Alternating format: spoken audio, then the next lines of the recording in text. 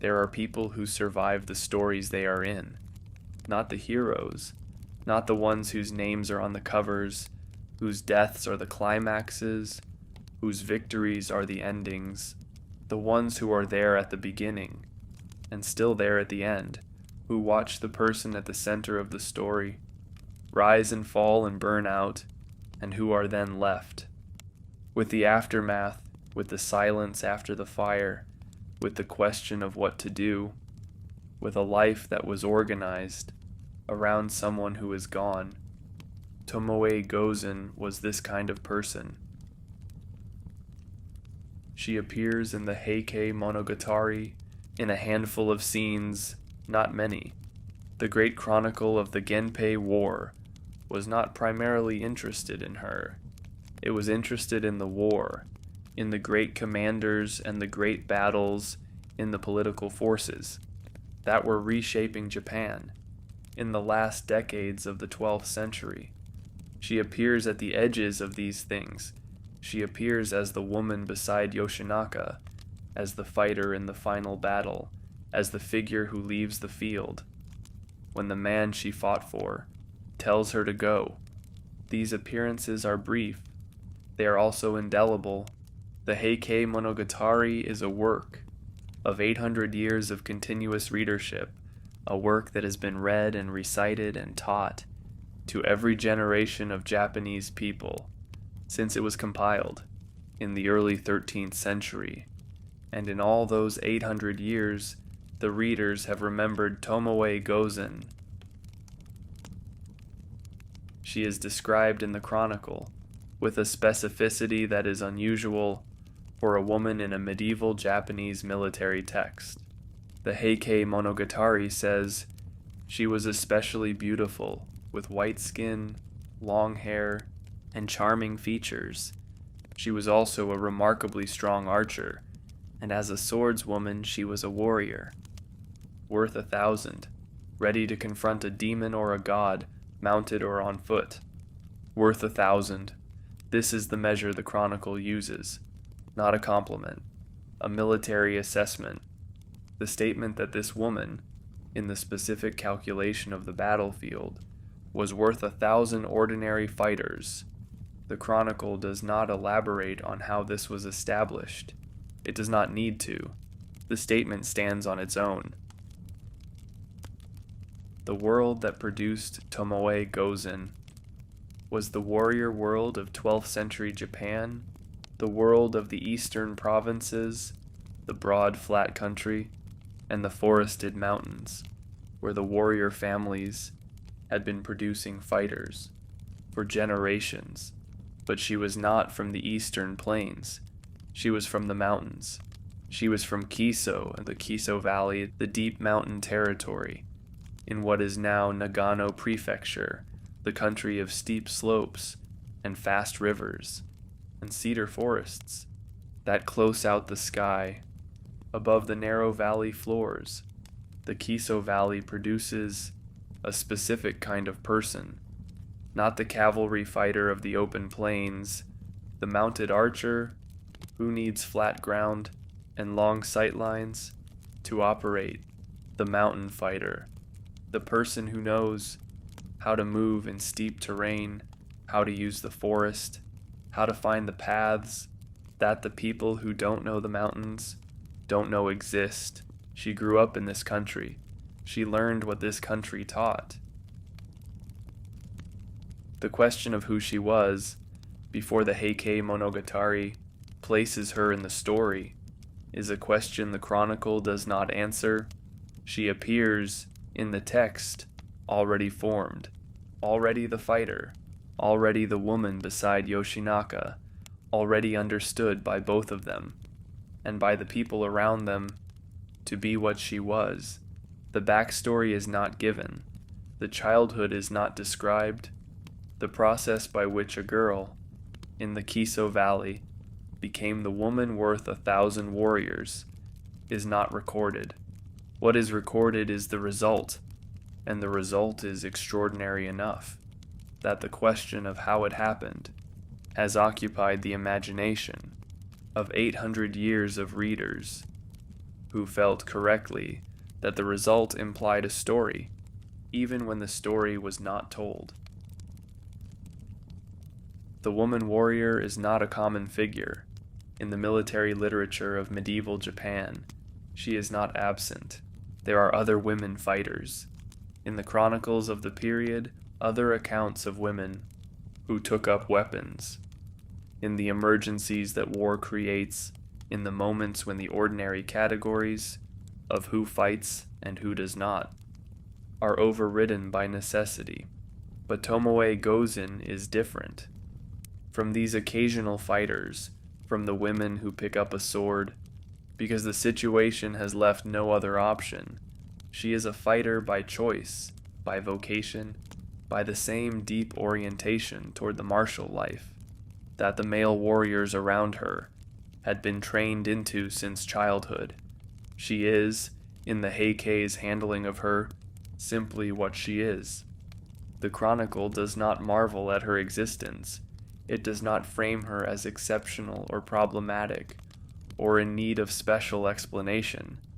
It simply says, she was worth 1,000. It says it the same way it would say it about a man. This is remarkable.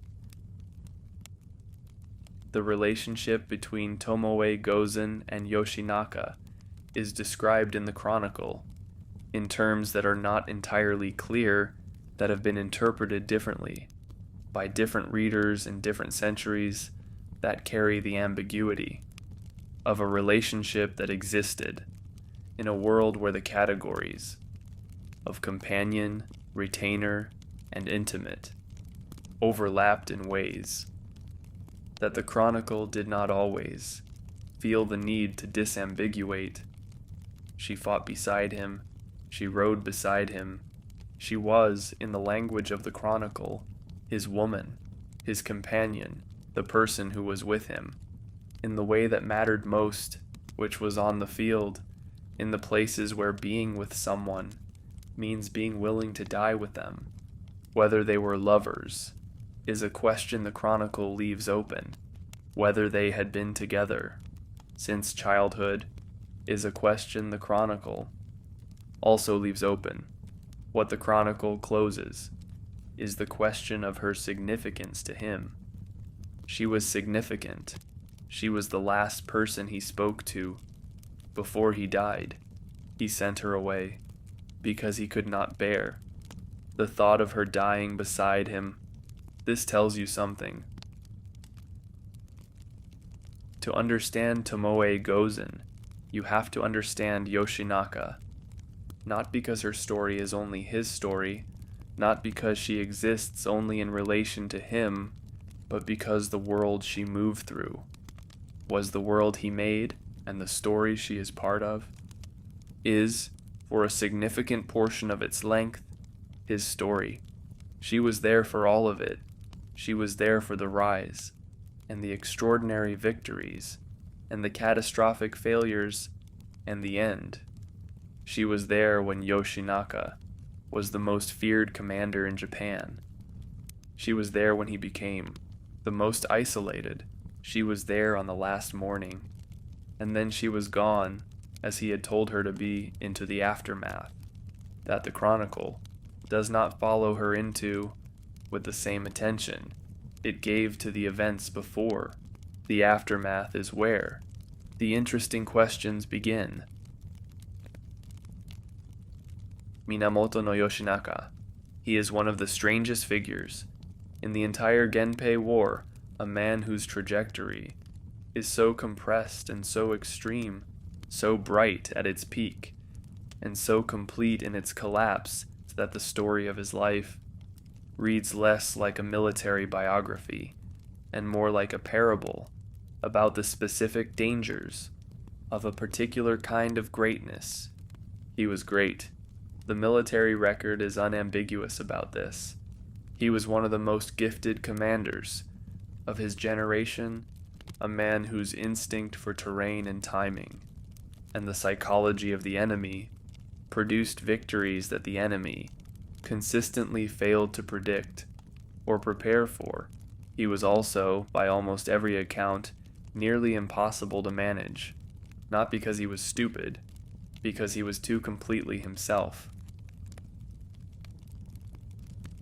He was born in 1154, the son of Minamoto no Yoshikata, a minor figure in the Minamoto family, whose death, when Yoshinaka was still an infant, set in motion the circumstances that would shape everything about who Yoshinaka became.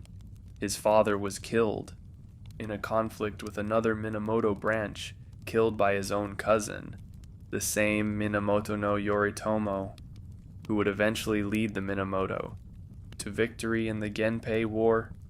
The infant Yoshinaka was spared, but he was taken from his home and sent into the mountains, into the care of a family, in the Kiso Valley, the deep mountain territory that had no connection to the political world of the capital or the strategic calculations of the great warrior families. He grew up in the mountains. He grew up in Kiso. The Kiso Valley in the 12th century was a world apart. The mountains that surround it are not gentle mountains. They are the Central Alps of Japan, the range that runs down the spine of the main island, peaks that reach 3,000 meters, passes that are closed by snow. For months of the year, forests so dense that they are effectively walls through which only the people who know them can move. The valley floor is narrow. The Kiso River runs through it, fast and cold, fed by snowmelt. From the peaks above, the people of the Kiso Valley in the 12th century were mountain people with the specific qualities that mountain isolation produces: self-sufficient, tough, suspicious of outsiders, deeply familiar with the specific territory they occupied, and relatively unconcerned with the territories beyond it. Yoshinaka grew up among these people. He was raised by the family that had taken him in, the family of Nakahara no Kaneto, in a compound in the valley. That was about as far from the Heian court as it was possible to be while still being in Japan. He trained as a warrior because he was Minamoto, because the blood and the name he carried pointed toward the warrior life, regardless of where he was raised. But the warrior he became was shaped by the mountains, not the plains, the cavalry tactics of the Eastern warrior tradition, the discipline of the mounted archer on open flat ground were part of his training. But so was the mountain fighting, the knowledge of terrain, the ability to move forces through passes and along ridge lines that the enemy would not anticipate. He was not a conventional fighter. He was a fighter whose genius was specifically adapted to the unconventional, to the unexpected approach, to the maneuver that worked, because the enemy had decided it was impossible. Tomoe Gozen grew up in the same valley. This is the foundation of everything. The chronicle does not give us the story of their childhood together. It does not tell us when they first met or how the relationship between them developed from whatever it was at the beginning into what it was by the time the chronicle picks them up. What the chronicle gives us is the fact of their closeness, the assumption of it, the way that the narrative treats them as a unit without needing to explain how the unit formed. They are from the same place. They grew up in the same valley. They learned the same mountains. They became, over the years, of a shared childhood and adolescence in an isolated mountain territory, the people each other knew best. This is its own kind of bond, not the bond of politics or alliance, or the calculated loyalty of the warrior retainer who has assessed the available lords and chosen the most promising one, the bond of the people who grew up in the same place, who know the same landscape, in the same way, who have been each other's context for so long that the question of who they are without each other is not a question that has ever seriously been asked.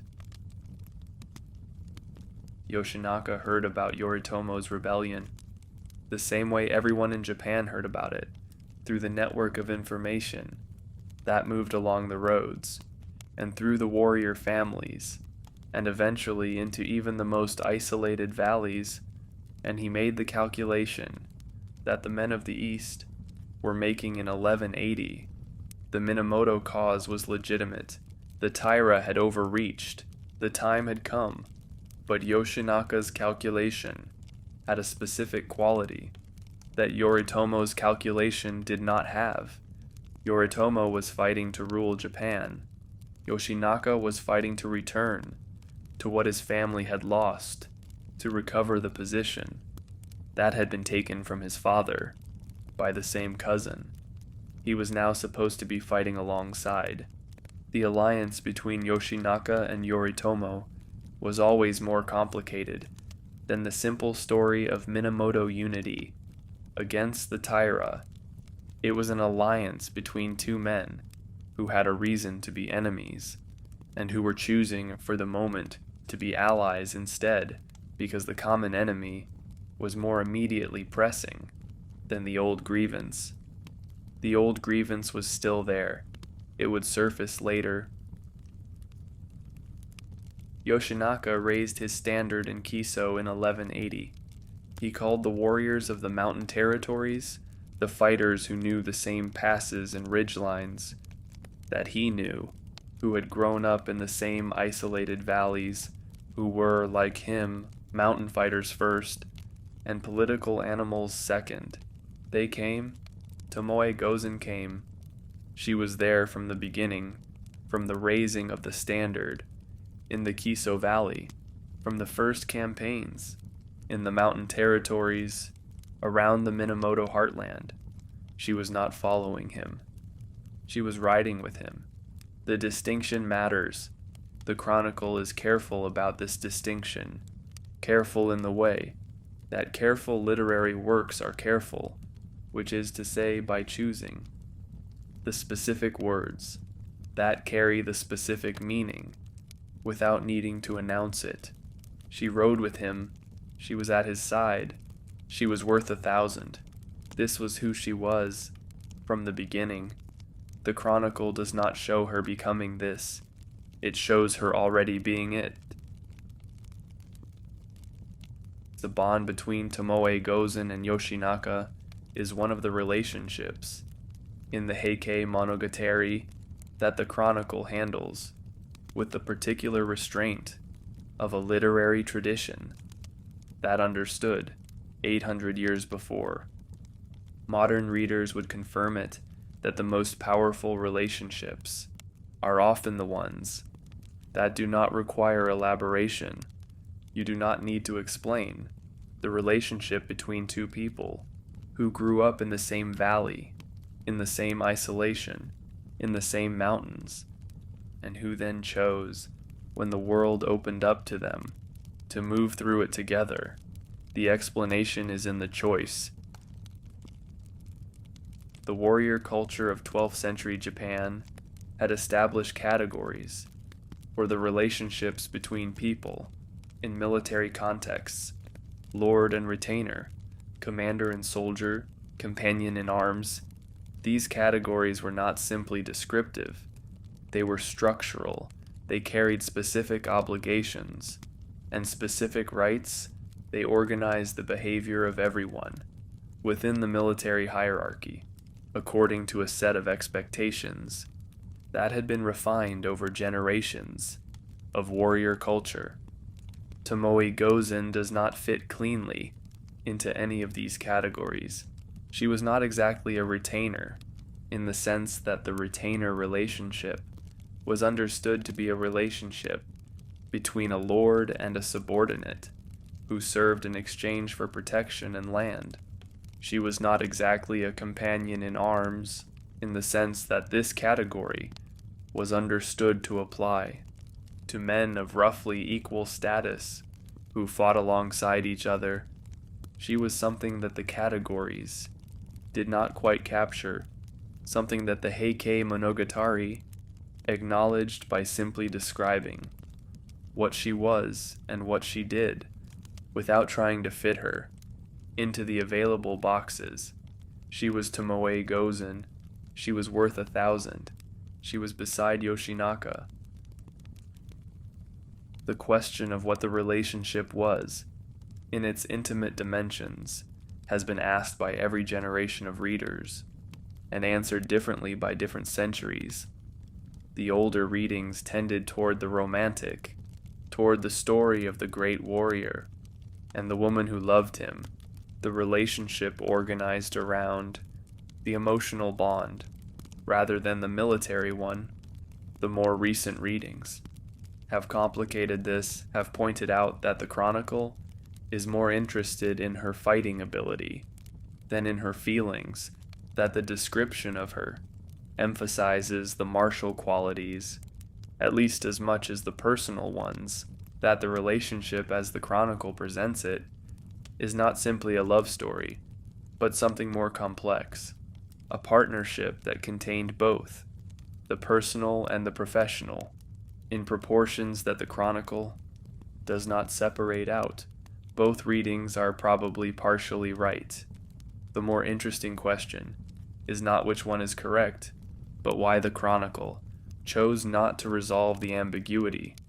The ambiguity is a choice. Choices in literary works are made for reasons.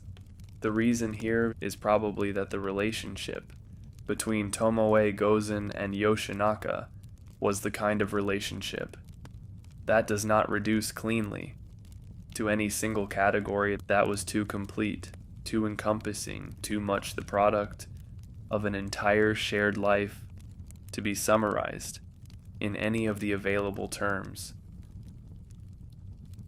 What the chronicle makes clear is the quality of the bond in its practical expression. She was with him in the field. This is not a small thing.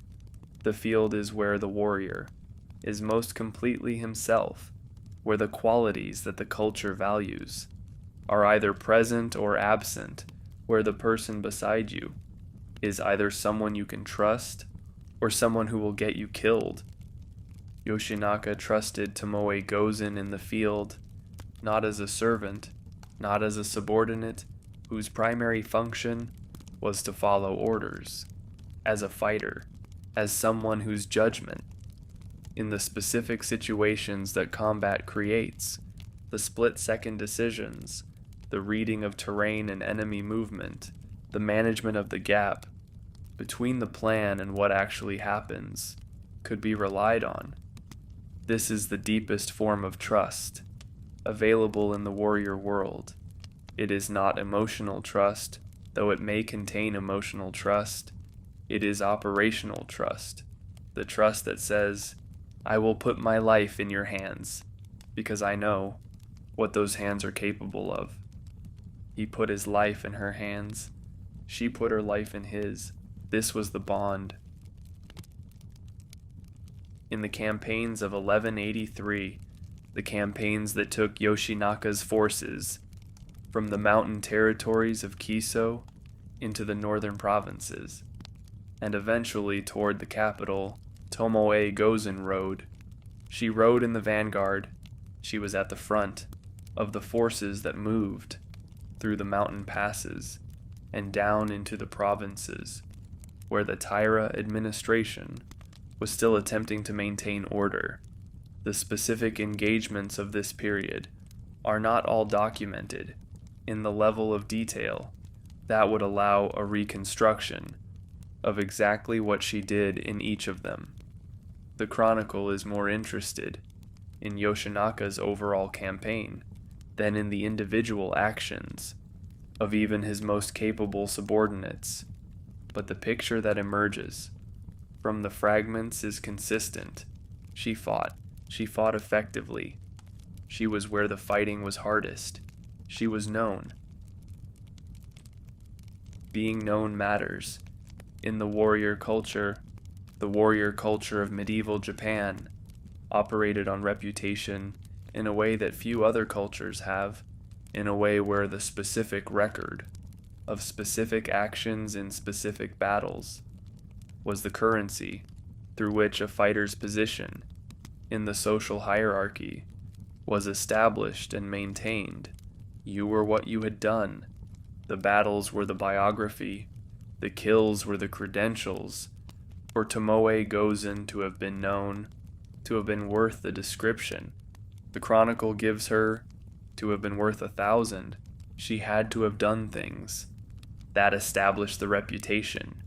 She had done them in the mountain campaigns, in the push toward the capital, in the engagements. That established Yoshinaka as the most feared commander in the northern provinces. She had been there. She had been part of the reason. The campaign succeeded. The chronicle gives her the credit. Without detailing the specific actions, this is the chronicle's way of saying that the credit is so well established, it does not require elaboration. The summer of 1183 was the summer of Yoshinaka's greatest triumph. At Kurikara Toge, the mountain pass, in the northern provinces, he destroyed a Taira army in a maneuver so unexpected and so complete that the scale of it is still discussed by military historians. 800 years later, he drove cattle with burning torches tied to their horns into the Taira lines at night. The chaos that followed was total. The Taira army, which had been the largest the clan had assembled, was broken in hours by a tactic that no one in the history of Japanese warfare had used before. Tomoe Gozen was there. The chronicle does not give her a specific role in Kurikara Toge, but she was in the army. She rode in the army that executed Yoshinaka's plan and pressed the advantage as the Taira lines collapsed. She was there for the greatest victory.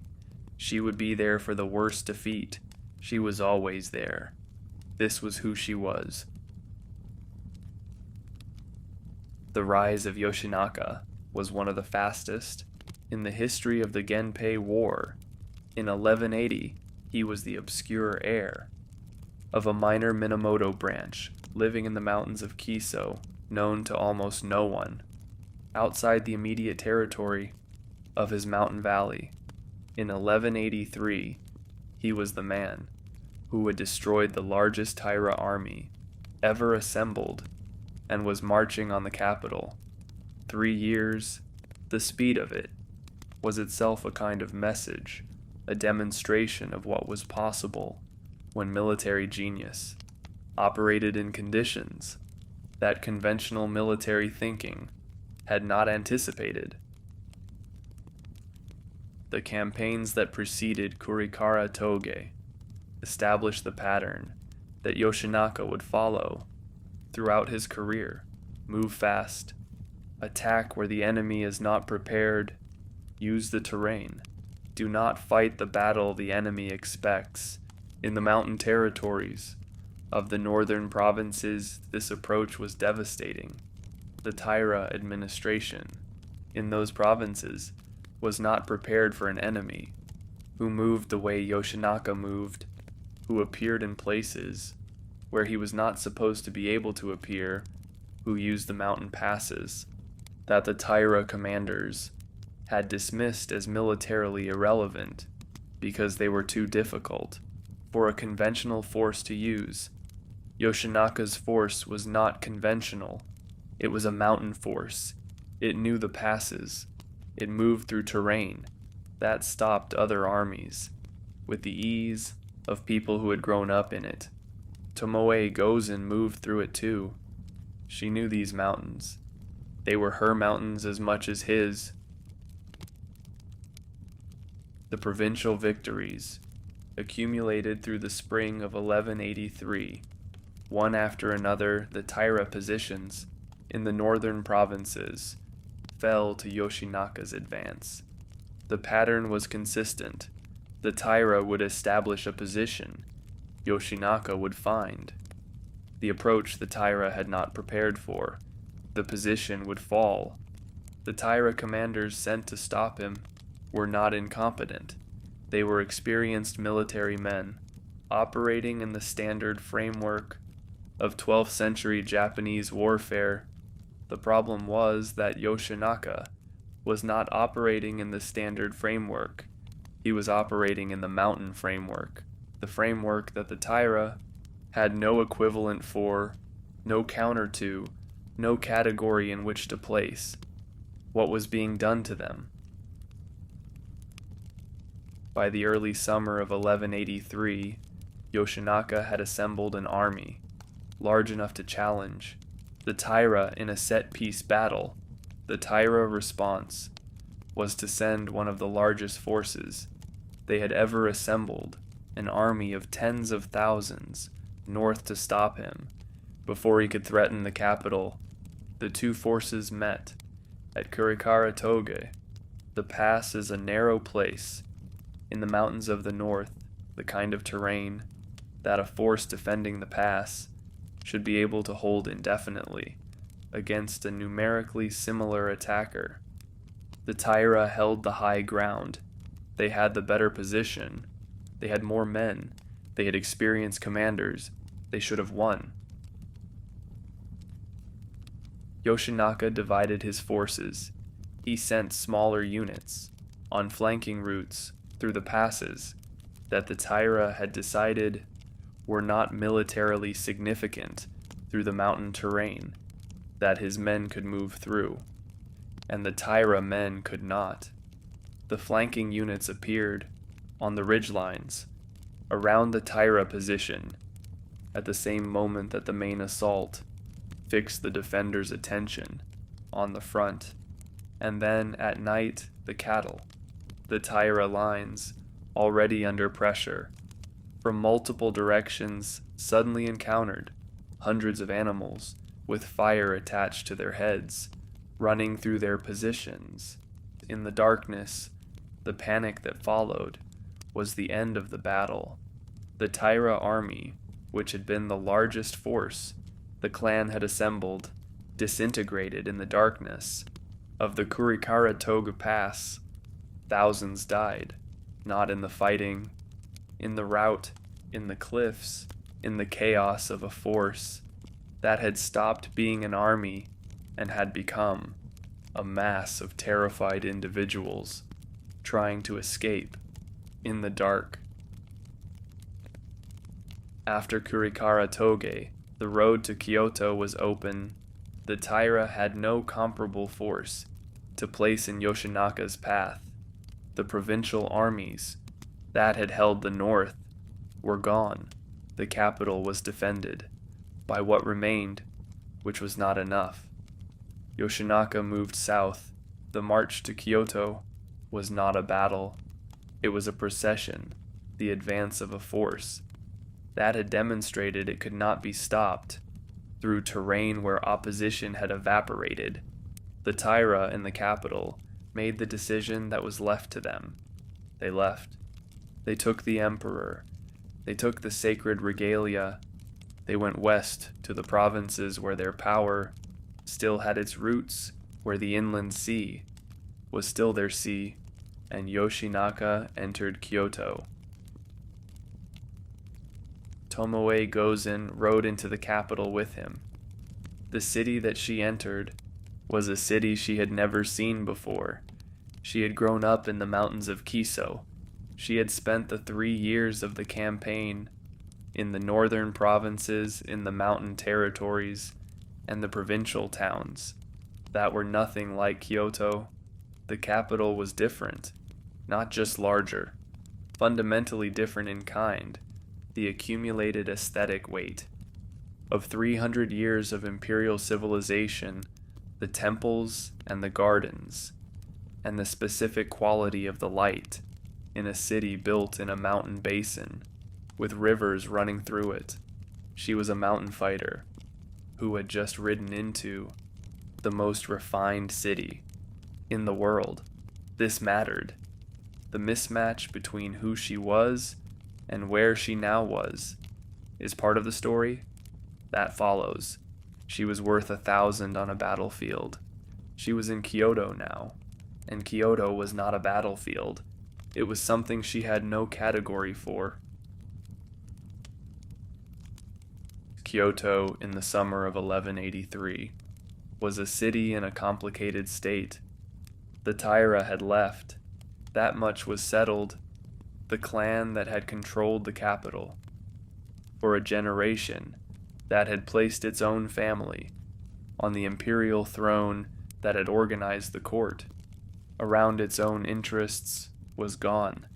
But the city that the Taira had left was not simply a city waiting to be governed.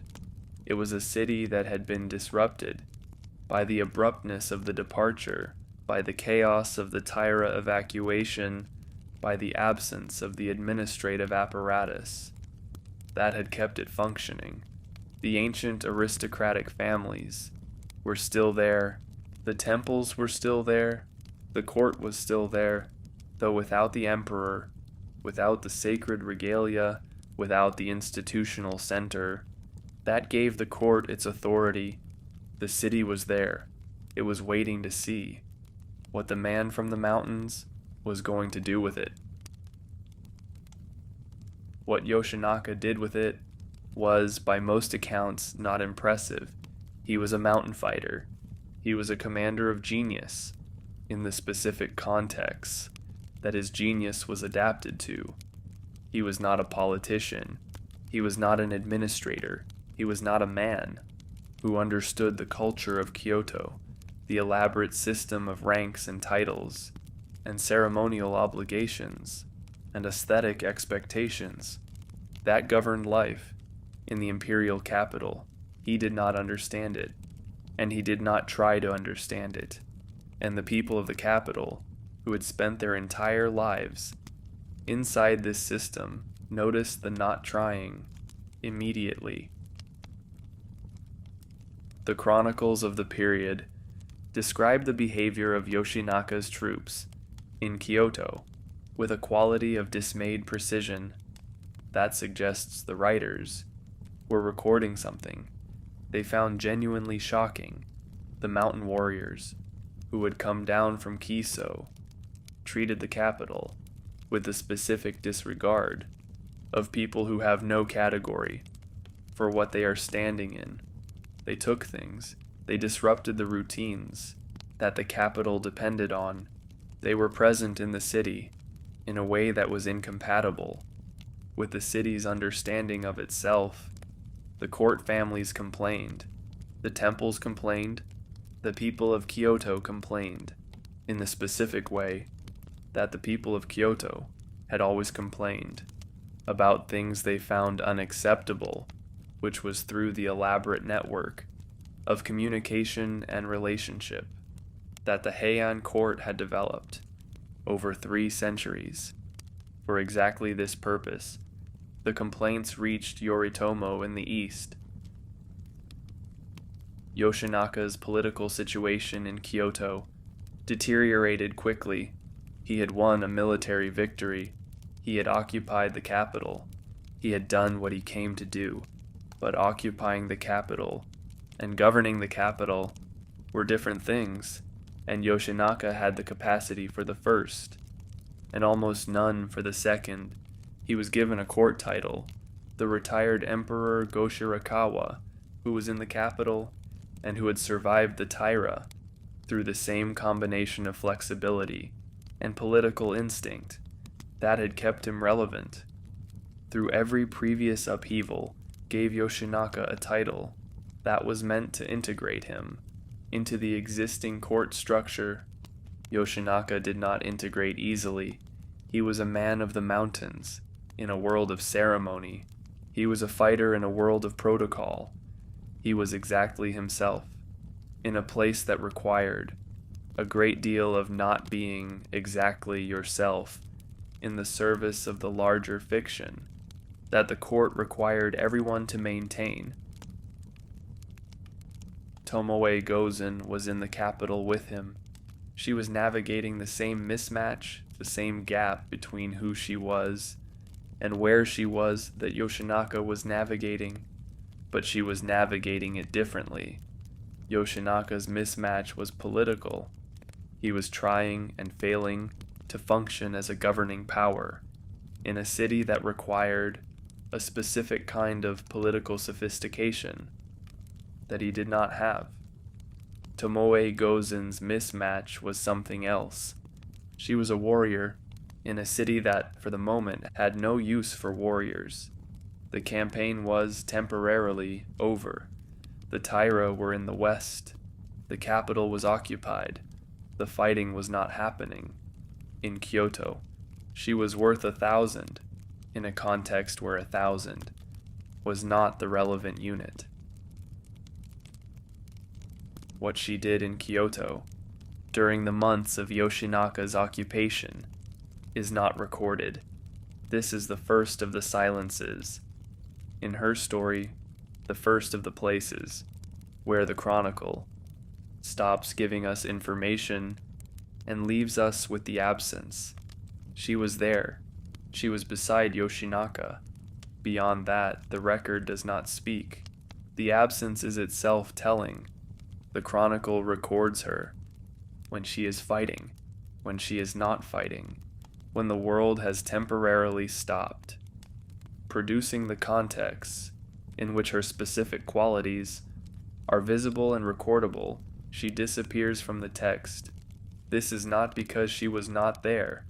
It is because the chronicle was not designed to record what a woman worth 1,000 warriors does with herself in the months between battles. The months between battles are where the more interesting question lives. Yoshinaka's relationship with Yoritomo was deteriorating at the same time that his relationship with the capital was. The two men had never been simply allies. The old grievance was there, the death of Yoshinaka's father. At the hands of Yoritomo's father, the childhood exile in the mountains, the sense of a debt, that the common cause against the Taira had temporarily suspended, but not cancelled. Yoritomo was watching Yoshinaka from Kamakura. He was watching the behavior of Yoshinaka's troops in the capital. He was watching Yoshinaka's attempts to manage the court and the consistent failures of those attempts. He was watching the retired Emperor Goshirakawa, who was signaling through the elaborate channels of Heian political communication that he would not be unhappy if someone were to replace the man from the mountains with someone more manageable. Yoritomo was drawing conclusions. He sent his brothers west, not yet against Yoshinaka, against the Taira still, but the direction of the campaign was also the direction of Yoshinaka. The mountains were behind them, the sea was ahead, and between the mountains and the sea, the situation that would end Yoshinaka was taking shape.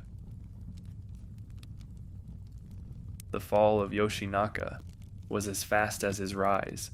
This is the pattern that the Heike Monogatari traces in several of its subjects, the trajectory that the opening lines of the chronicle announce as the theme of the entire work. The proud do not endure. They are like a dream on a spring night. The mighty fall at last. They are as dust before the wind. Yoshinaka was proud. He was mighty. He had risen from the mountains of Kiso to the capital of Japan in 3 years. The falling was equally swift. The specific sequence of events that led to Yoshinaka's destruction began in the winter of 1183 and accelerated through the early months of 1184. Yoshinaka and Kyoto had become increasingly erratic. The political situation he did not know how to manage was producing in him the responses of a man who is intelligent enough to know he is failing, but not equipped with the tools to stop the failure. He made bad decisions. He alienated the court families who might have helped him. He damaged his relationship with the retired Emperor Goshirakawa in ways that were, in the Heian world, close to irreversible. He seized Goshirakawa at one point, held him briefly, used him as a bargaining chip in a political confrontation that Yoshinaka's tactical thinking had identified as a move, without understanding that in the court world there were no moves. That left you in a better position. After laying hands on a retired emperor, the damage was done. Goshirakawa's support evaporated. The court's tolerance for Yoshinaka reached its limit. Yoritomo moved. He sent Yoshitsune and his other brother Noriyori west with forces officially still against the Taira, but with instructions that everyone understood, to include Yoshinaka. Yoshinaka knew they were coming. He was not incapable of reading the military situation. He was very good at reading military situations. What he was not good at was the political situation that had made this military situation inevitable. He prepared to fight. He had the capital. He had his mountain warriors. He had Tomoe Gozen. He did not have what he needed, which was numbers and political support and the kind of institutional backing that Yoritomo had spent 3 years building in Kamakura. The battle that ended Yoshinaka was fought at Ujigawa and at its aftermath in the area around Kyoto in the first month of 1184. Yoshitsune crossed the Uji River, the natural barrier south of the capital, in a crossing that became legendary, 2 warriors racing each other to be the first to cross in the fast current of the winter river. Yoshinaka's forces were not able to hold the river. They were not able to hold the capital. The retreat became a rout, became a dispersal, as Yoshinaka's army dissolved under the pressure of Yoritomo's superior forces. Yoshinaka fled northwest from the capital, toward the lake, toward the territory. That was familiar, toward the mountains. That had always been his. He was heading for Awazu. Tomoe Gozen rode with him. The flight from Kyoto had the quality of all retreats that turn into routes, the specific atmosphere of a situation that has moved beyond managing, where the decisions available are no longer the decisions of a commander with options, but the decisions of a man trying to find the least bad of a set of bad outcomes. Yoshinaka had perhaps 50 riders by the time the flight had sorted itself into the remnant that was still with him. 50 riders from the army that had broken the Taira at Kurikara Toge. The road toward Awazu runs through the flat country north of the capital, the country that opens up after the mountains that ring Kyoto, and before the mountains that surround the lake. In winter, this country is cold and gray, the rice paddies drained, and the soil hard, the sky the particular white of a Japanese winter sky that is not yet ready to snow. They rode through it. Yoshitsune's forces were behind them, not far behind. The pursuit was real. Yoshinaka knew the pursuit was real. He had conducted enough pursuits to know what one felt like, to understand the dynamics of a force pushing from behind against a force that no longer had the cohesion to turn and fight. He rode. He was thinking. He was doing what he had always done, which was looking at the situation and identifying the best available move. The best available move was becoming clearer. The further he rode, there was no defensive position. Between here and Awazu, that 50 riders could hold against the force behind them. There was no relief coming. There was no political solution. There was no path that led to a good outcome. There was only the question of how this was going to end, and whether he had any control over the manner of the ending. He had some. He made his choices. One of the choices was about Tomoe Gozen. Awazu, the place where Yoshinaka died, is a specific location, a flat piece of ground, near the southern shore of Biwako, the great lake that sits in the mountains east of Kyoto, the largest lake in Japan, the body of water, whose presence shapes the climate and the landscape of the entire region. In the first month of 1184, the lake was gray. The mountains around it had snow on their upper slopes. The reeds along the shore were the dead brown of winter reeds, and the water was the flat, cold gray of a large lake in winter.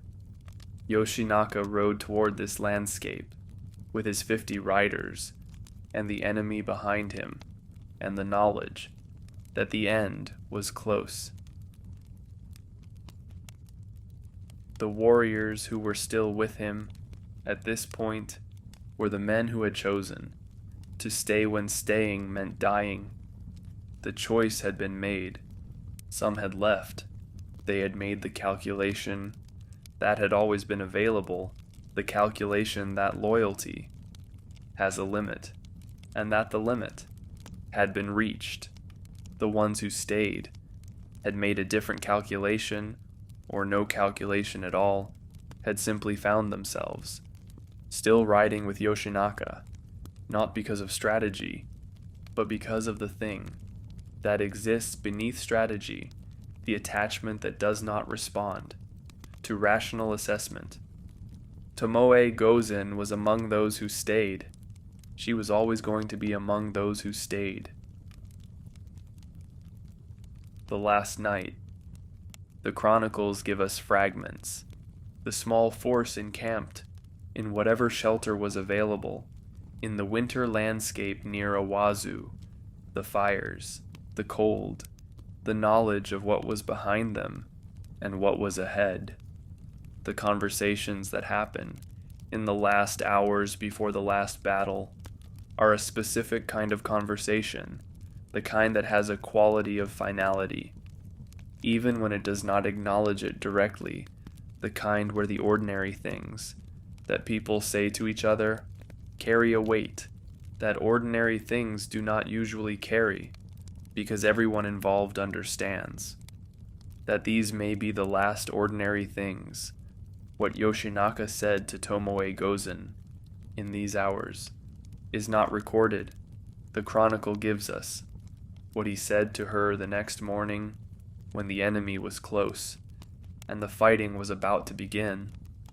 But the night before, the last ordinary night, is a silence in the record, the silence of everything that happened between them, that the chronicle did not follow into.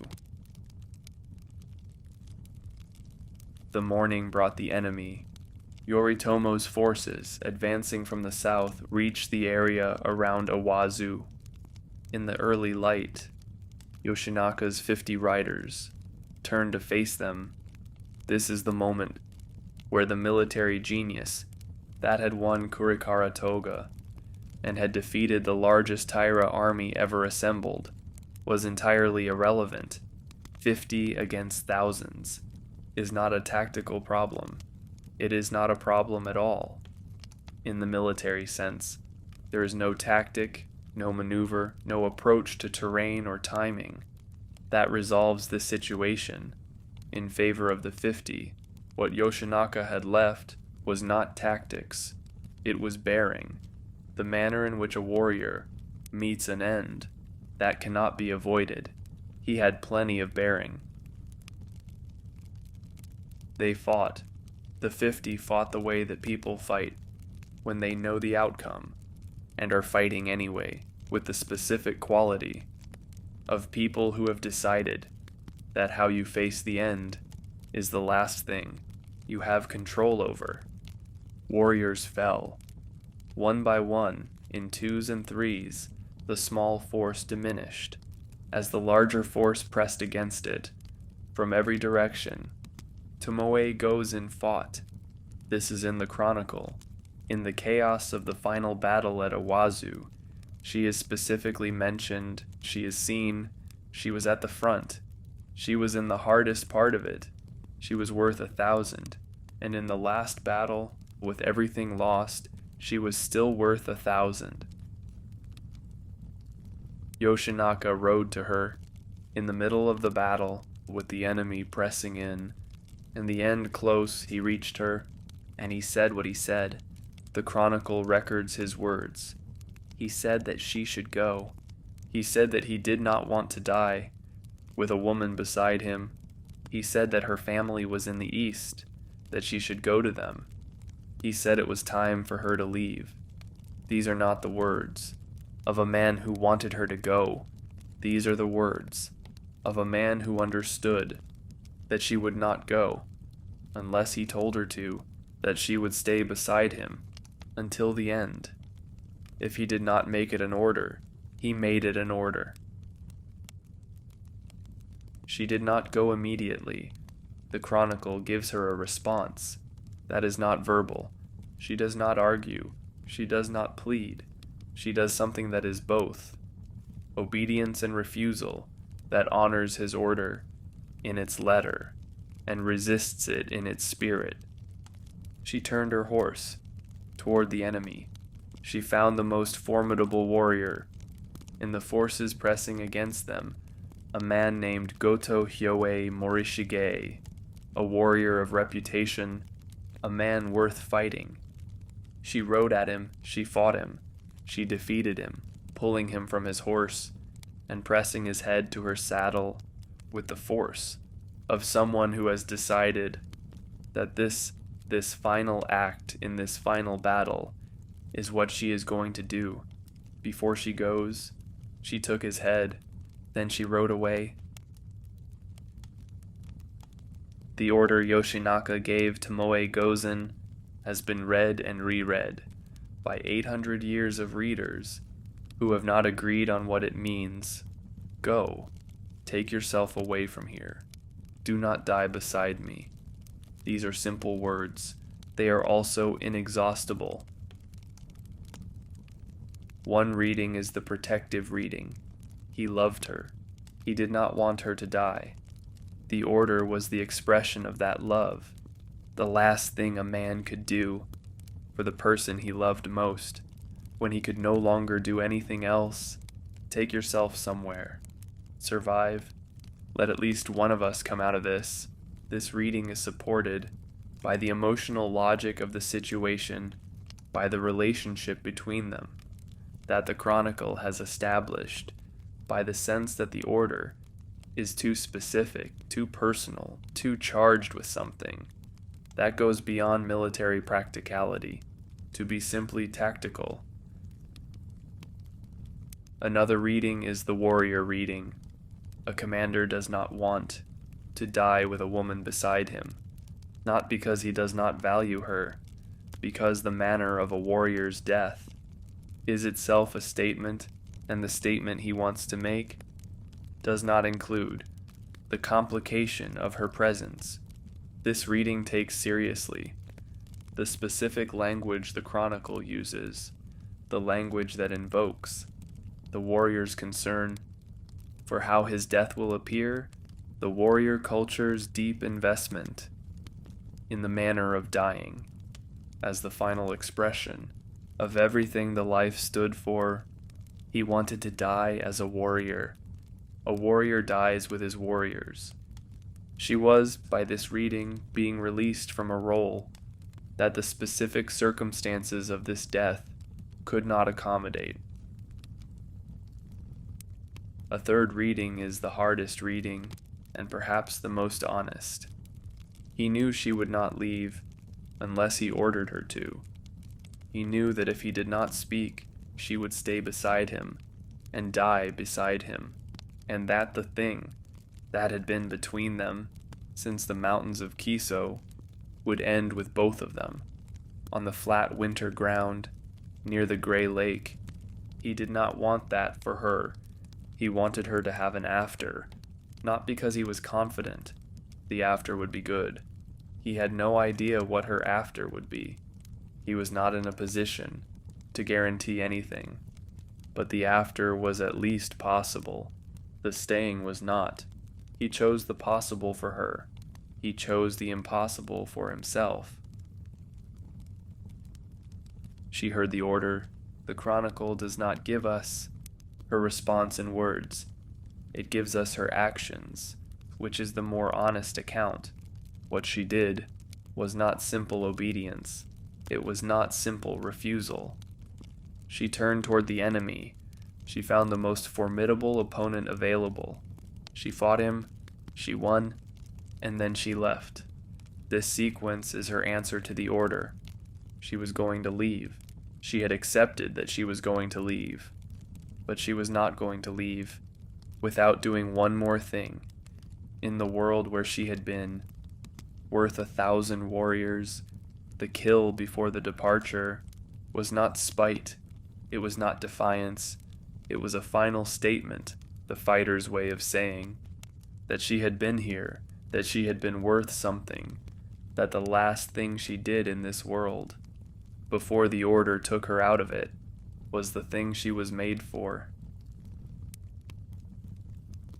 Yoshinaka watched her go. The Chronicle does not give us his response to her departure. The battle was still happening. The enemy was still pressing. He had his own ending to attend to.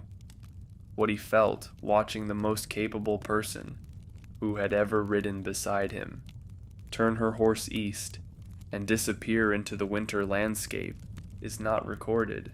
It does not need to be. The order that sent her away is sufficient record of what she meant to him.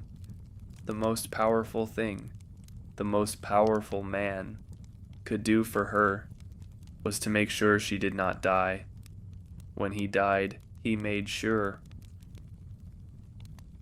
After she left, he had a small number of riders still with him. They rode on. There is an account of Yoshinaka getting his horse stuck in the mud, of a rice paddy near Awazu, the war horse that had carried him through the mountain campaigns and the descent on Kyoto, suddenly unable to move in the soft winter ground. The image has a quality that the chroniclers understood was significant. The great commander and the great horse, rendered immobile by mud in the flat country near the lake. He was struck by arrows while his horse was stuck. He died leaning forward over his horse's neck, his helmet down, his face hidden. He was 31 years old. Tomoe Gozen was not there when he died. She had done what he told her to do. She had gone. Whether she knew in the moment of leaving that she would never see him again is a question that the Chronicle does not answer and cannot answer, because it is the kind of question that only the person inside the moment can answer. She was riding east. He was in the mud. The gap between them was growing with every stride of her horse. She had been told to go. She had gone. She was carrying with her everything that the mountains of Kiso and the 3 years of the campaign and the last morning at Awazu had given her. She was carrying her life. He had given it back to her. She rode. Goto Hyo-e Morishige, the man Tomoe Gozen killed before she left the battlefield at Awazu, had a name and a reputation, the specific things that warriors accumulated in the culture of the Genpei War to establish their standing in the hierarchy of fighters. He was a warrior of Yoritomo's eastern forces. He was formidable. He was, in the assessment of the people who knew him, and the people who feared him, a man worth fighting. Tomoe Gozen chose him specifically. This is worth dwelling on. In the chaos of a battle, where the outcome was already decided, where the pressing need was not to fight more, but to leave as ordered, she made a choice about who she was going to fight. She did not fight the nearest enemy. She did not fight the easiest target. She rode toward the most formidable man available, and she fought him. The fight itself is described in the chronicle with the brevity that the chronicle uses for many of the individual combat scenes, the brevity that is not dismissiveness, but economy, the recognition that the outcome is what matters, and that the specific mechanics of how the outcome was reached are less important than the fact of it. She rode at him, she grappled with him, she pulled him from his horse, she pressed his head to her saddle, she took his head.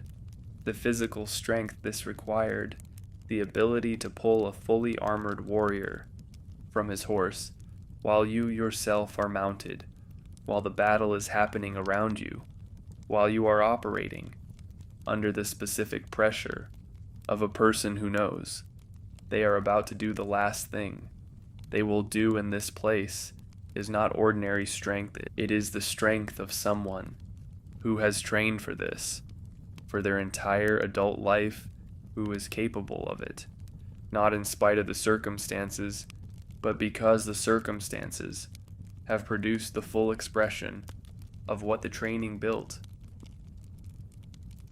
She took his head. The gesture of taking a head in battle was, in the warrior culture of this period, the definitive act of the fighter, the physical proof of the kill that could be presented as evidence, that established the record, that said in the most material possible way, I was here, I fought, I won. She took his head before she left the battlefield.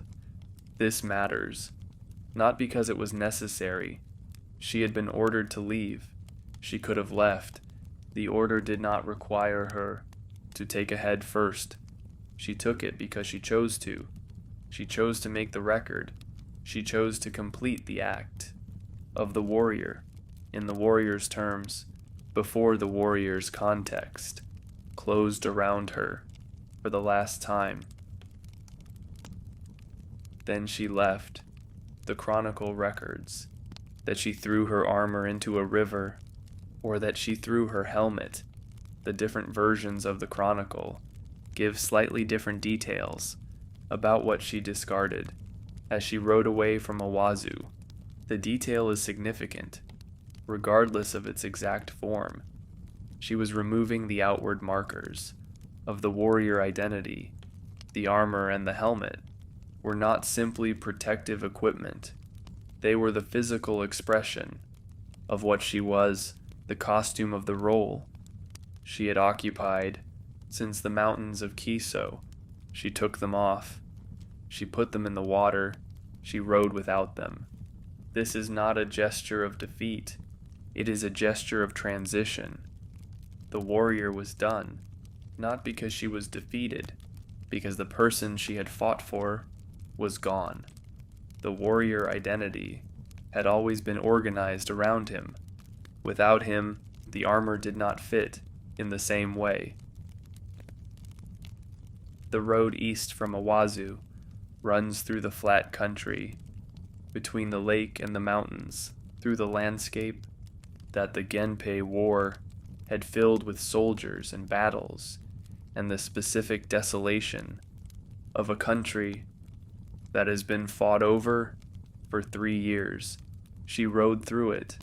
She was alone, or if not entirely alone, without the specific companionship that had organized her life for as long as her adult life had existed. The mountains of Kiso were in the direction she was riding, the east, the place Yoshinaka had told her. Her family was the place he had pointed her toward. When he sent her away, she rode toward it. She rode away from the battlefield, and away from the lake, and away from the flat winter ground, where Yoshinaka was dying in the mud beside his stuck horse. She did not know that yet, or she did not know the specific circumstances. She knew the general shape. She had been at that battle. She had seen what was coming. She rode. What she felt on that road is the largest silence in her story. The chronicle follows her to the edge of the battlefield and then releases her into the landscape without commentary. It does not record her grief. It does not record her relief. It does not record the experience of being a person who has just done the last act of a life that is now, in some fundamental sense, over, even though the body continues, even though the horse is still moving, even though the road is still there. Under her, the silence is honest. There are no words for what was on that road. In the first hours after Awazu, there is only the road, the horse, the east, the after that Yoshinaka had insisted on. She was in it now. The after is where the chronicle leaves her, not with a destination, not with a plan, not with the kind of narrative closure that gives a character, a final scene and a final meaning, and a final position in the story. It leaves her on the road, riding east, throwing the armor in the river, going, this is the end of Tomoe Gozen. In the Heike Monogatari, she rides off the edge of the text, and into the silence that the chronicle did not see a reason to follow. For 800 years, readers have stood at that edge, and looked into the silence, and asked the question that the silence invites: where did she go?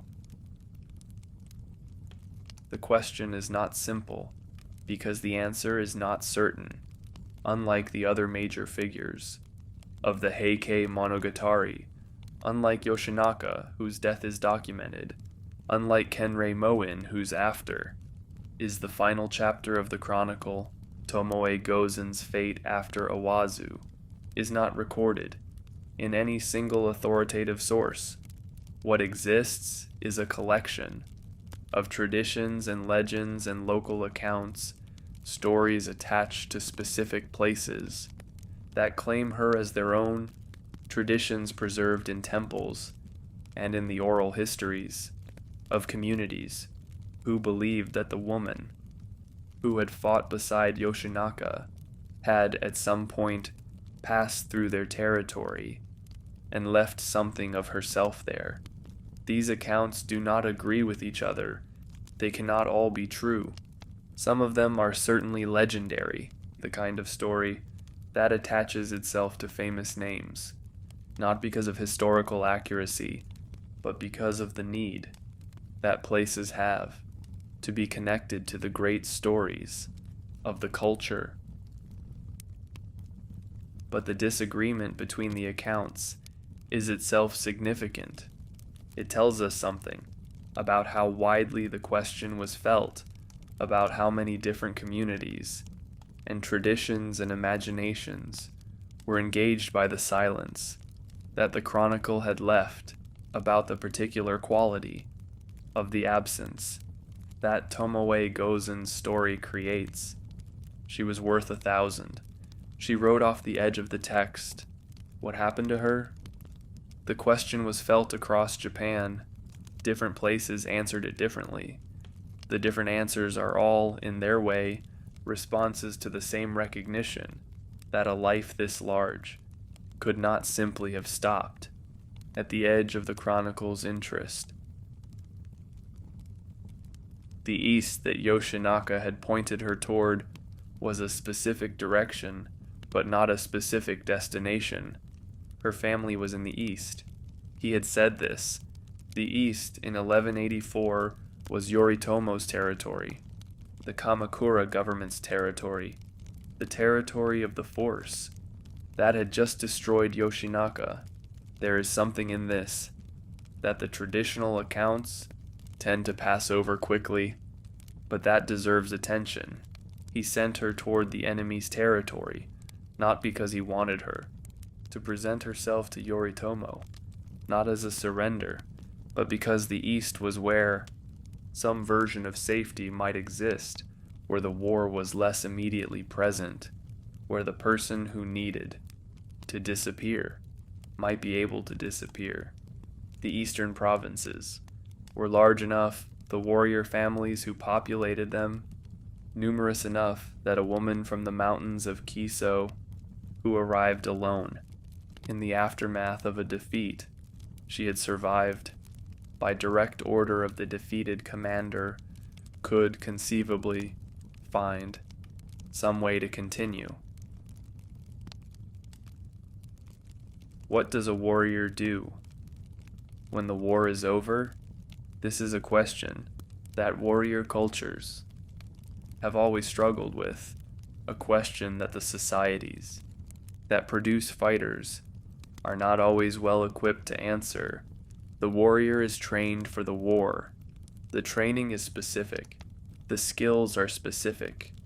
The identity that the training builds is organized around the specific context of the battlefield. When the battlefield disappears, the identity does not automatically transform. It persists in the body. It persists in the reflexes. It persists in the way the person moves through space and reads situations and responds to the unexpected, but the context for which it was built is gone. Tomoe Gozen was a warrior in a world that was, at least for her, done with the kind of war. She had been fighting, she was in the after, she had the warrior's body and the warrior's mind, and the warrior's training. She was riding through a landscape that no longer had a use for any of it in the specific way she had used it. This is the hardest thing about the after, not the grief. The grief is clear and nameable. The harder thing is the question of what you are, when the context that told you what you were is no longer there. She had the mountains. Whatever she found in the east, whatever the after turned out to be, the mountains of Kiso were behind her. They were still there. They were the same mountains where she had grown up, where Yoshinaka had grown up, where the bond between them had been formed in the long years before anyone outside the valley had heard either name. The mountains were not his. They were not gone with him. They were the landscape that existed before the war, and that would exist after. She knew them. She had grown up in them. Whatever she became in the after, she had always had. The specific knowledge of that specific place, the mountain knowledge, that does not leave you, even when everything else does. She was carrying that. She was carrying the kill. She was carrying the order. She was carrying everything that Awazu had left her. She rode east, and the chronicle let her go. Let us take the theories seriously, not as history, not as claims that one or another of the accounts of Tomoe Gozen's after is definitively true, but as the record of how a culture remembered a woman it could not forget, how the imagination of a people filled the silence that the chronicle had created with the stories it needed her to have. Each theory is a response to the same question. Each response tells us something about the people who told it, about what they needed her to be, about the different ways that different communities understood what her life had meant. The first tradition is the Eastern tradition. It says she went to the East as Yoshinaka had told her to, and that she spent her years there in a form of life. That was a complete departure from the warrior identity some versions say she became. the wife of Wada Yoshimori, a senior warrior of Yoritomo's government, a major figure in the early Kamakura administration. The marriage, if it happened, would have been one of the more striking ironies available to the story. The fighter from Yoshinaka's army, becoming the wife of a man who served the government. That had destroyed Yoshinaka. The traditions that record this marriage do not seem troubled by the irony.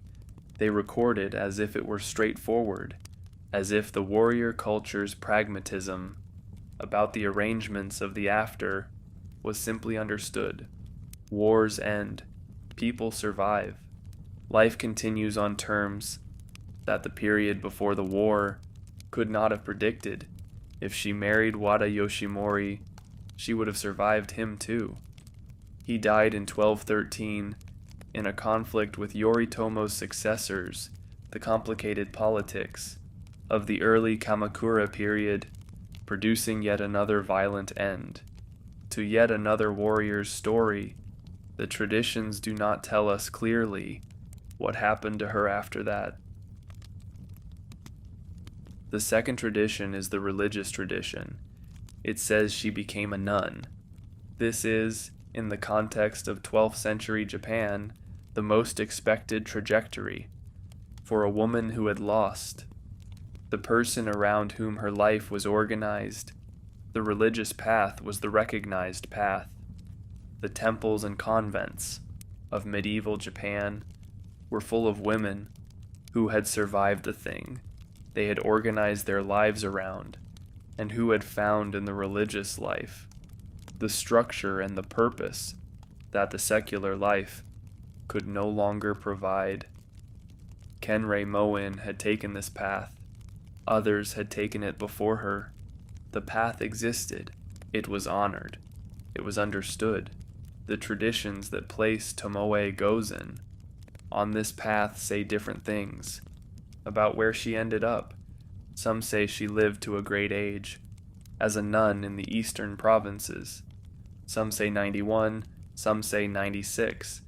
If any of these numbers are close to true, she was alive into the 1240s, more than half a century after the battle at Awazu, long enough to have seen the Kamakura government consolidate and the warrior culture she had come from transform itself into the institutional structure that would govern Japan for the next century.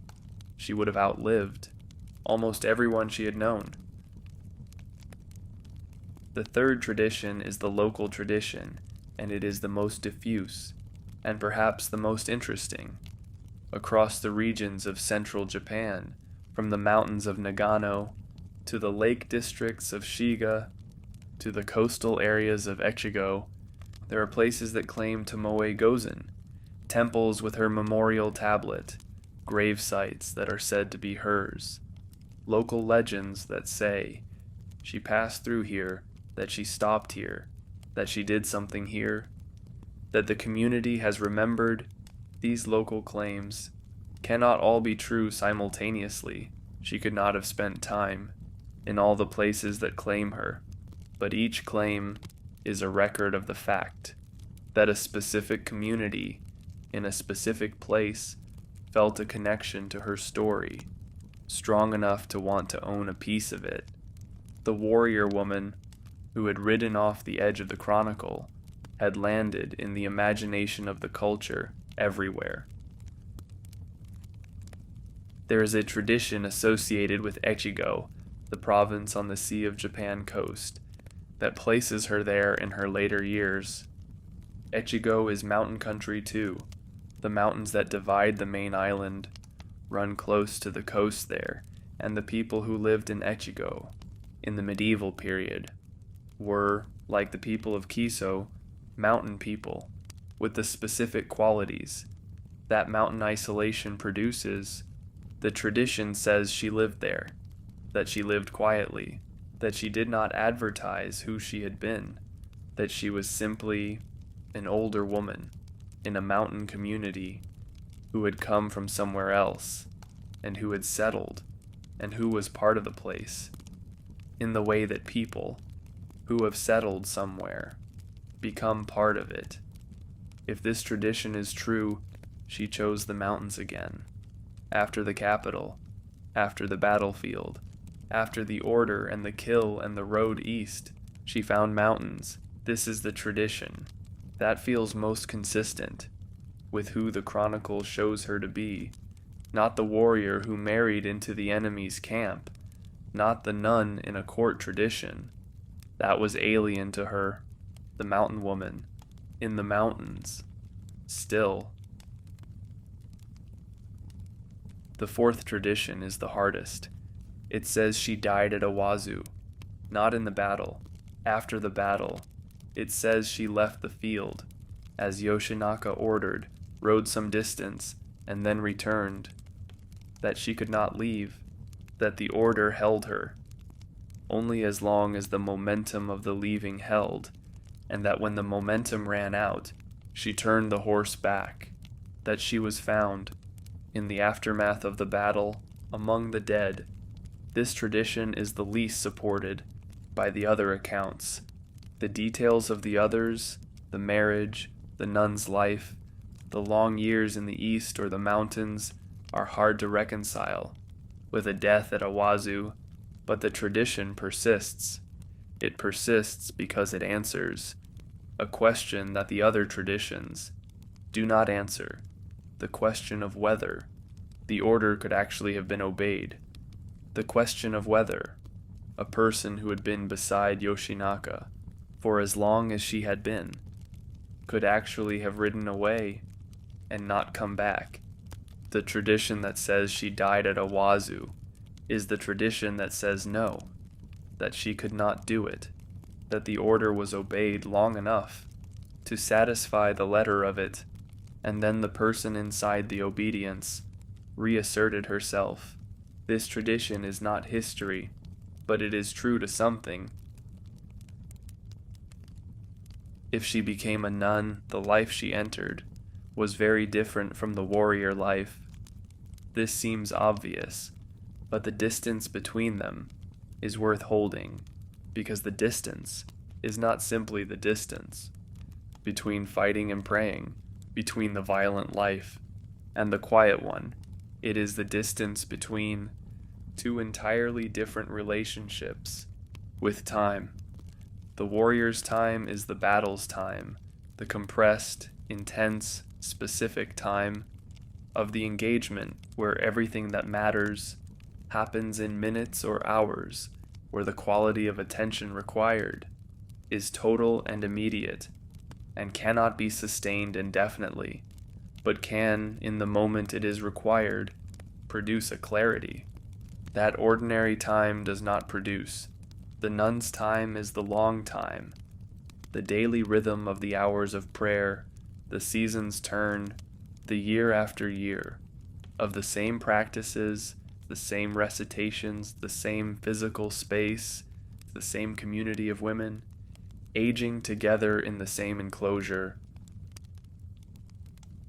The religious life of 12th century Japan had its own specific forms. The pure land tradition that was transforming Japanese Buddhism in the years of the Genpei War was available to her, the same tradition that Kumagai Naozani had found, the tradition of Honen, the Nembutsu, the name of Amida, as the sufficient and complete path. Anyone could say it. The warrior woman who had fought beside Yoshinaka was as capable of saying it as the monk who had spent 40 years in formal practice. Namu Amida Butsu, the name, the daily repetition, the building of the practice that is built through accumulation, through the patient addition of one day to the previous day, until the days become years, and the years become a life, organized around the name. What would she have prayed for? Yoshinaka.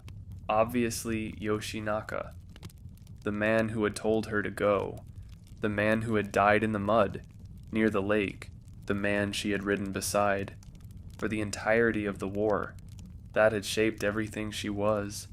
She would have prayed for him, the way that Rensei prayed for Atsumori, the way that Kenrei Moin prayed for the emperor and the Taira dead, the way that people in the 12th century, who had been part of great destructions, found in the prayer, not the repair of what was destroyed, but the daily acknowledgement of it, the refusal to let the dead simply recede into abstraction. Yoshinaka was not abstract to her. He was the person she had known since the mountains of Kiso. He was the person she had fought beside. He was the person who had ordered her to live. By ordering her away, she would have said his name in the prayer, not literally, but held him in the practice, the way the practice can hold the specific faces of the specific people who are the reason for the praying.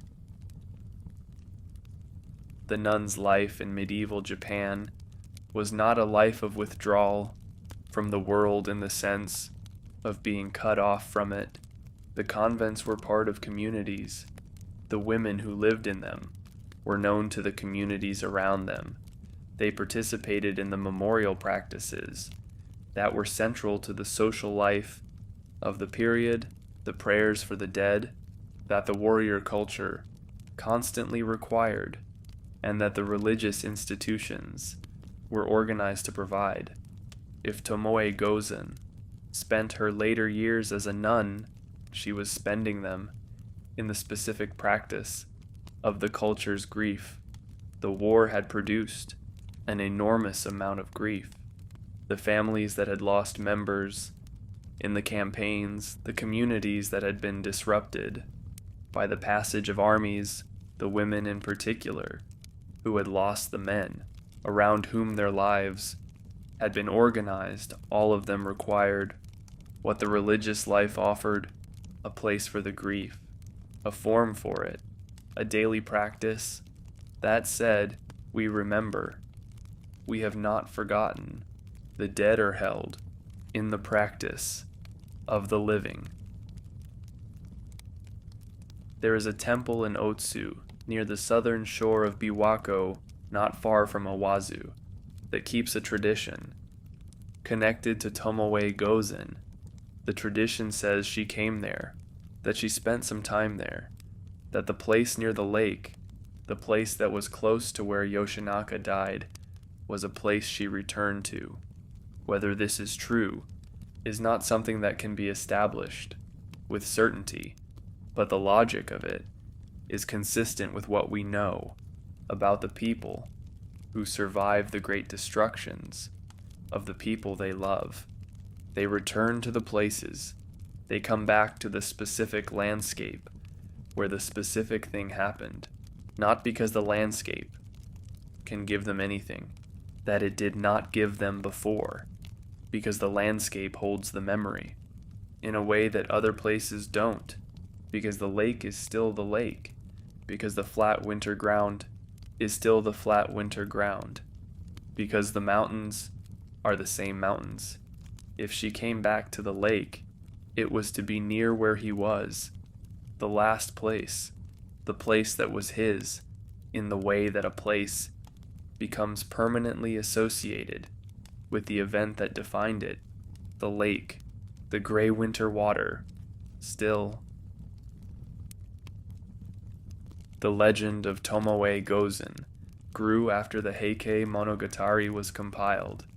It grew because the text had planted something that the culture needed to cultivate, a figure who was too vivid and too incomplete to be simply accepted as she appeared and not wondered about, worth 1,000, rode off the edge of the text.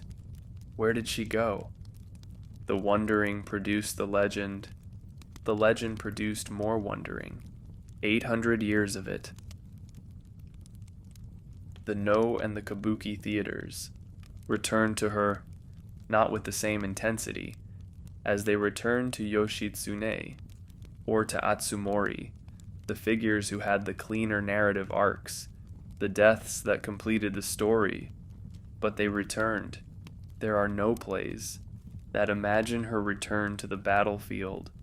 There are kabuki performances that dramatize the last scene at Awazu, the order and the kill and the departure, and that then continue into the territory the chronicle had left blank, imagining the ride east, imagining the road, imagining what happened next.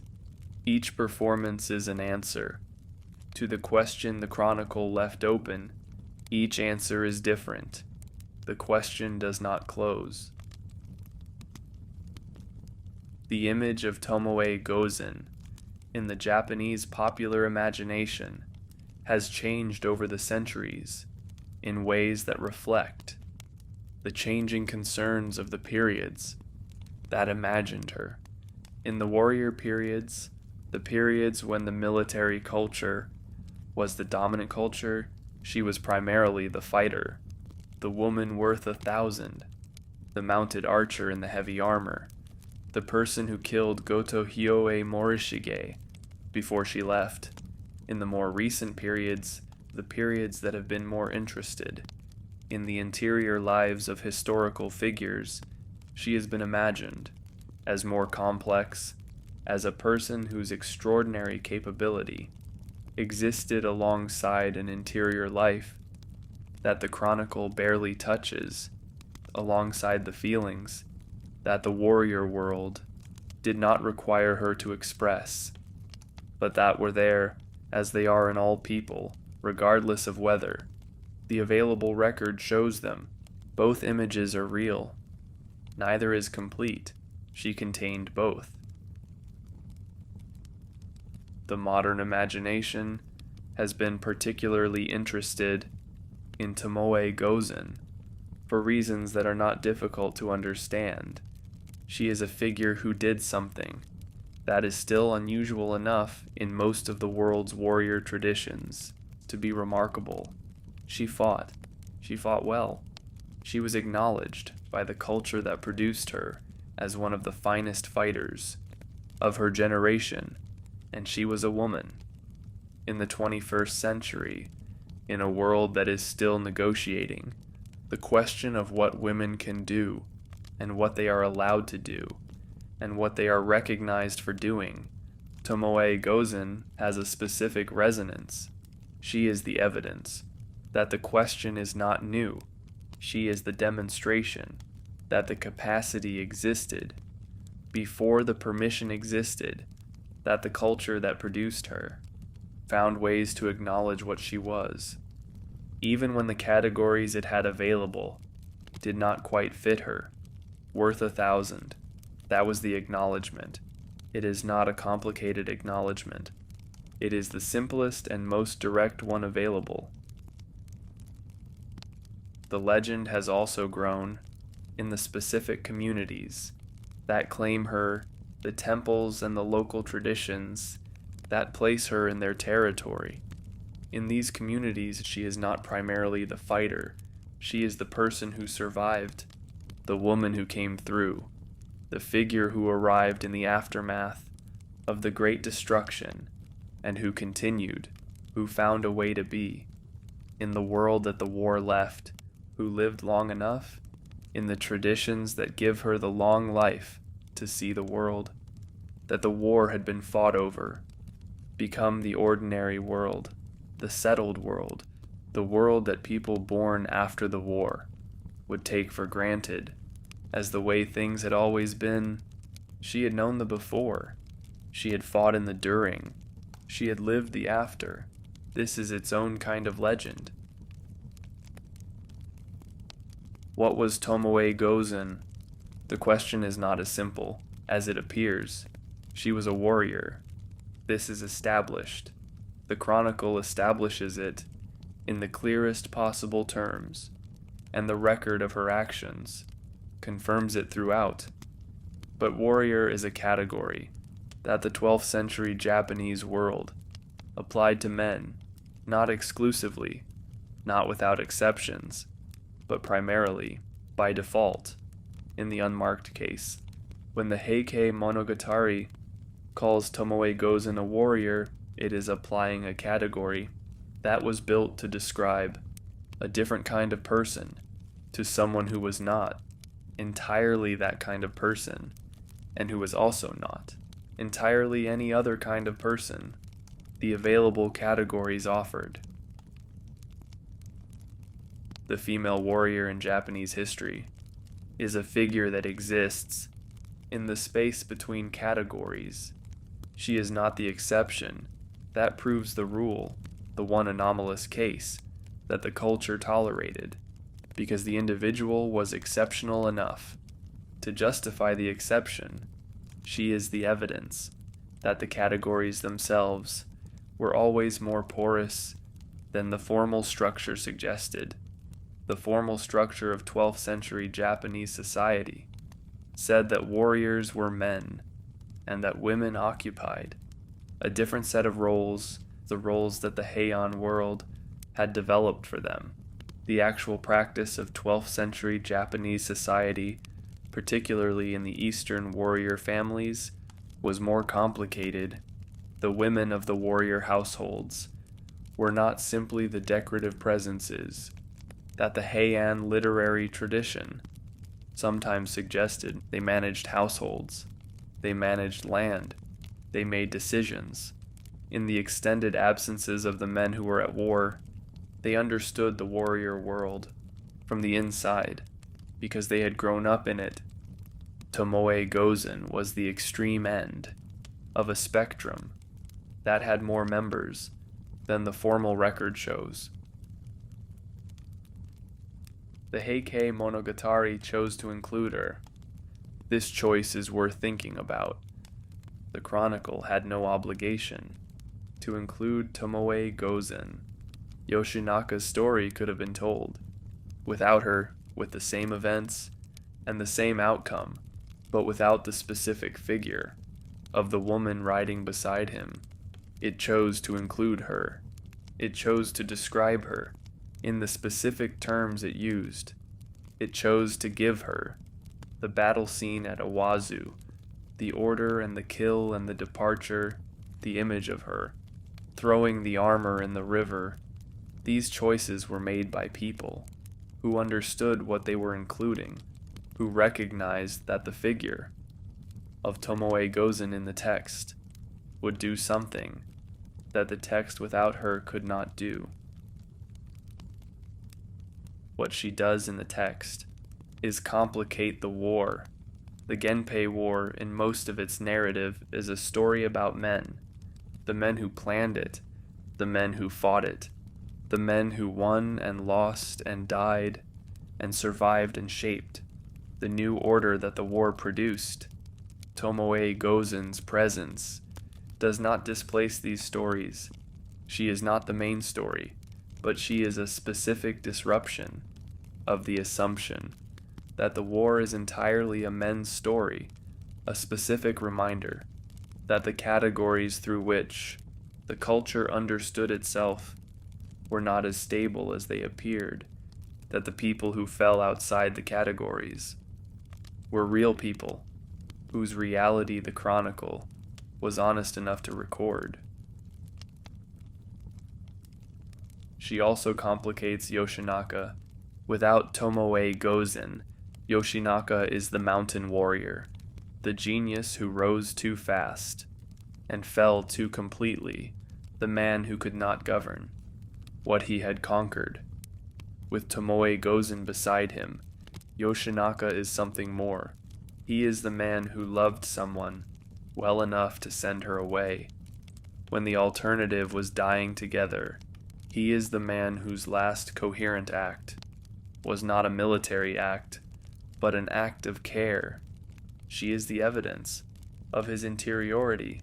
She is the indication that inside the military genius and the political failure and the man stuck in the mud near the gray lake, there was a person who cared about a specific person and who, in the last moments available, made sure that person had a chance.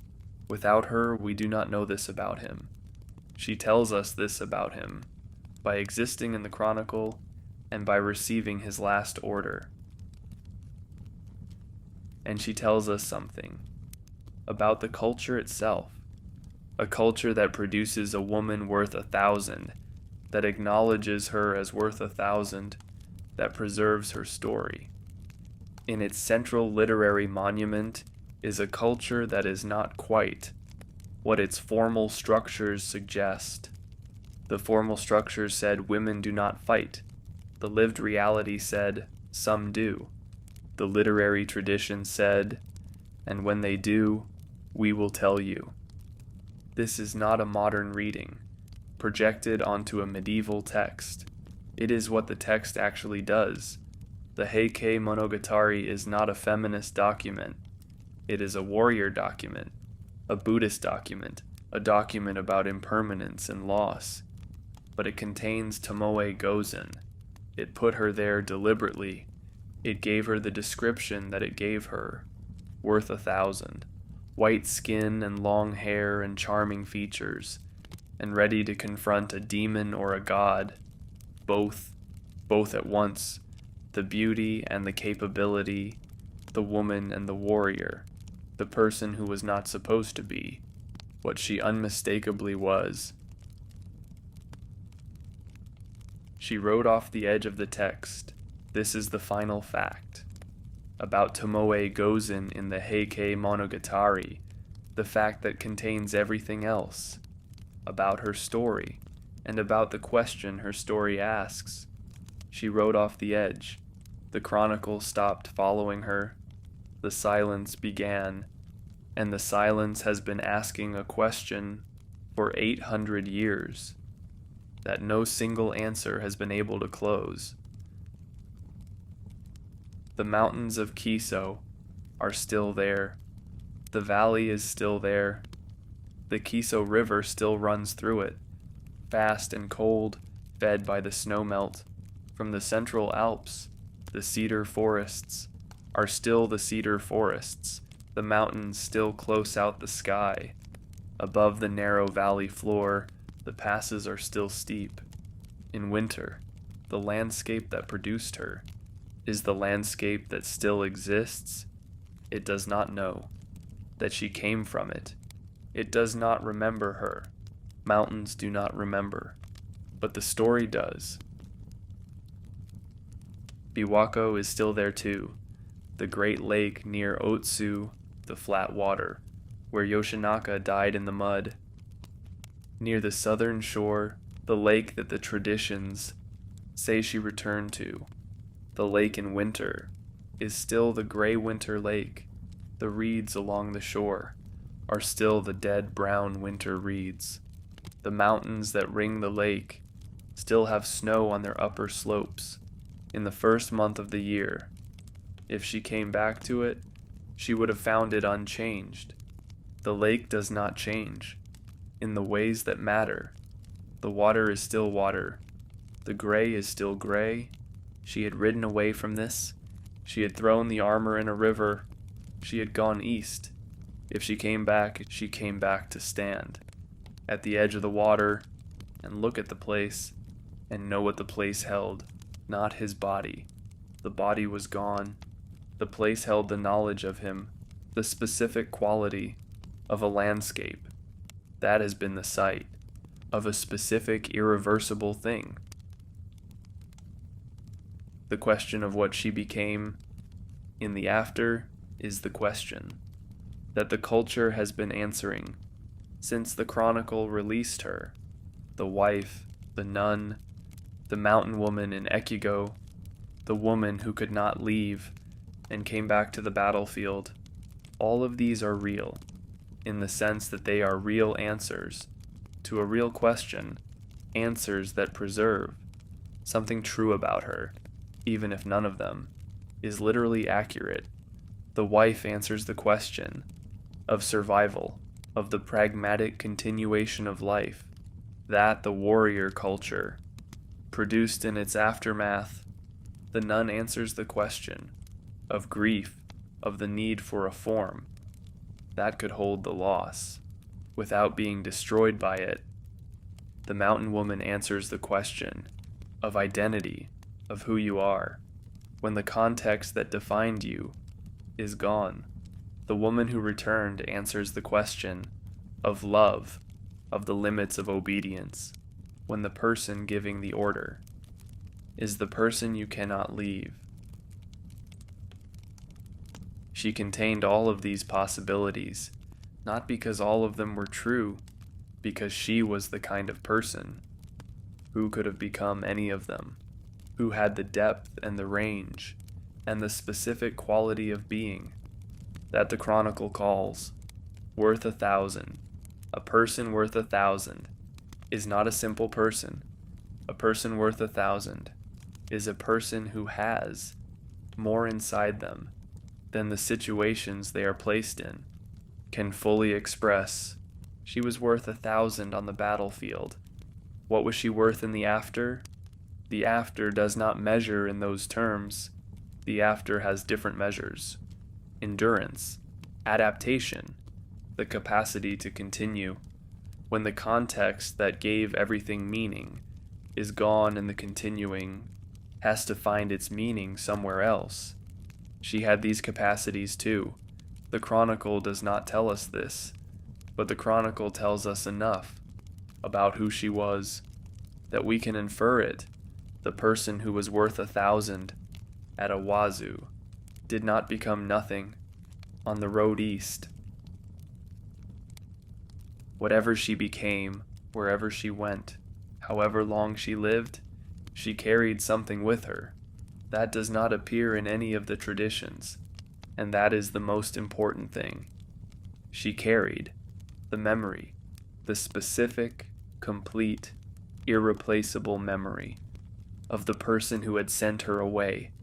The mountains of Kiso, the campaigns, Kurikara Toge, Kyoto, the winter flight, Awazu, the order, the kill, the road. She had been there for all of it. She was the person who had been there. She was the archive, the living record of a life that the Chronicle describes, but that only she had actually inhabited, had actually felt, had known from the inside, in the way that you only know something when you are part of it.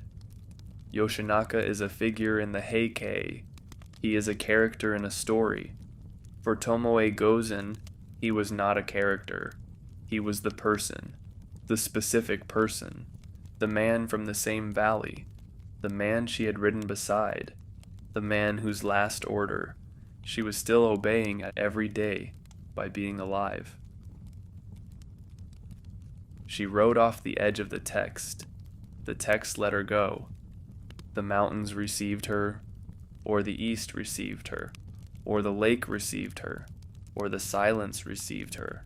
Some version of her continued somewhere in some form for some number of years that we cannot count with certainty, and in whatever form she continued, in whatever landscape she inhabited, in whatever practice organized her days, she was still the person who had been worth 1,000, still the person who had ridden down from the mountains of Kiso into the war that remade Japan, still the person who had found, in the chaos of the last battle, one more opponent worth fighting, and had fought him, and had won, and had then done the hardest thing the warrior is ever asked to do, not the killing, the leaving.